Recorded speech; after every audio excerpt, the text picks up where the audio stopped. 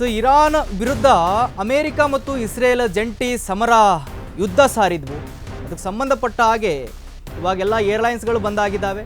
ಅದು ಆದ ಕಾರಣ ಅಬುಧಾಬಿಯಲ್ಲಿ ಸಿಲುಕಾಕೊಂಡಿದ್ದಾರೆ ಬೆಳಗಾವಿ ಮೂಲದ ಒಬ್ಬ ನಿವಾಸಿ, ಸಂಕೇಶ್ವರ ನಿವಾಸಿ ಯೋಗೇಶ್ ಖಾತೆದಾರ್ ಅಂತೇಳಿ 28 ವರ್ಷವರೆಗೆ ಅವರು ಅಲ್ಲಿ ಪರದಾಡ್ತಾ ಇದ್ದಾರೆ.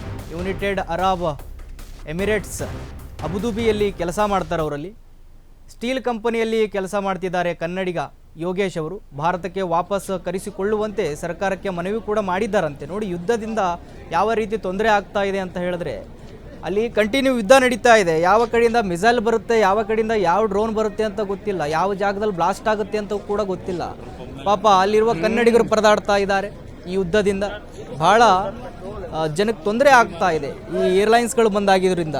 ಪಾಪ ಟಿಕೆಟ್ ಎಲ್ಲ ಬುಕ್ ಆಗಿರುತ್ತೆ, ಏರ್ಪೋರ್ಟಿಗೆ ಬಂದು ನೋಡಿದಾಗ ಏರ್ಲೈನ್ಸ್ಗಳು ಸ್ಥಗಿತ ಆಗಿರೋದ್ರಿಂದ ಅವ್ರು ಬರೋಕ್ಕಾಗ್ತಾ ಇಲ್ಲ. ಇವಾಗ ಭಾರತಕ್ಕೂ ಕೂಡ ಅವರು ಮನವಿಯನ್ನು ಮಾಡಿದ್ದಾರಂತೆ, ನನ್ನ ವಾಪಸ್ ಕರೆಸ್ಕೊಳ್ಳಿ ಅಂತ ಹೇಳಿ.